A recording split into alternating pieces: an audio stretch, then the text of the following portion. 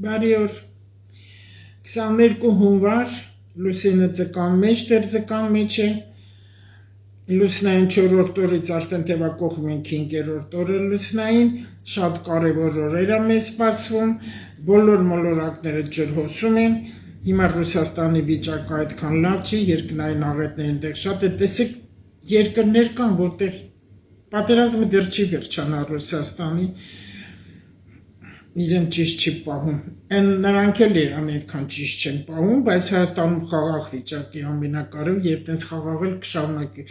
Ուղղակի ես ինչ եմ շատ ձեզ խնդրում, այն ամբողջ փետրվար ամիսը կարող է դեռ էլի շարունակվի խաղաղություններն էլ չմոռանանք։ Այն մարդիկ, ովքեր անոթները խնդիրներ ունեն, սրտի խնդիրներ ունեն, ճնշման խնդիրներ ունեն, անպայման եղեք հետևողական, որտեղ սրտի եւ անոթային խնդիրներ ունեցողներին այդքան լավ ժամանակաշրջան չի, աշխատեք մաքուր շատ եղեք, մի լսեք, մի շփվեք այն մարդկանց հետ, ովքեր զազրախոսում են եւ ովքեր ձեզ զայրացնում են, անցյալ անգամ ես ասացի աստղաբանի մասին, որ հիմարություններ դուրս տվել, ես կարող եմ ուշադրություն չդարձնել, բայց ես չեմ կարող չդարձնել, որովհետև նման հիմար ու խեղկատակ ուղեղը չգիտեմ ինչ լցրած աստղաբաններ խաղում են հեղինակության հետ լուրջ աստղաբանների եւ աստղաբանության հետ են խաղում, չի կարելի տենց, թող իրեն նեղ շրջանում, որ այդքան իրենց գովաբանում են, ինչ ուզում են թող ասեն, բայց եթերում չասեն, չի կարելի Այդ բաներն ազդում է մարդկանց վրա։ Իմանալու որոշակի լուսնային օրեր ու փոթորկները հնարավոր է հասկանալ, թե ինչու են տեղի ունենում որոշակի իրադարձություններ եւ մենք դրանց արձագանքում ենք։ Միայն այս կերպ, այլ ոչ թե այլ կերպ։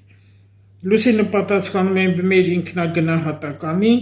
աշխատանքին, ֆինանսներին, տրամադրությանը, այլ մարդկանց հետ հարաբերությունների անձնական կյանքի եւ մեր կորսնեության վեկտորի համար ուստի շատ կարեւոր է լսել խորհուրդները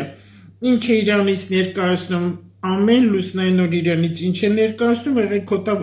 հետեւողական հաջորդ ամիսը ինքներդ արդեն ինստինկտան ձեզ համար կդառնա սովորույթ Իմպրովիզացիոն թույլատրելի չէ, սահմանված նպատակին հասնելու համար անհրաժեշտ է միայն նախապես մտածած եւ հաշվարկված անցկացնել յուրաքանչյուր օր։ Այստեղ էլի իմ հերթական թռուցիկը, անբավարարվածությունը, անբարտավանությունը, մեծամտությունը, գոռոզամտությունը, մարդկային բոլոր օրգանների ուսումնասիրությունը, հատկապես թիկունքի եւ կրծքավանդակի վնասված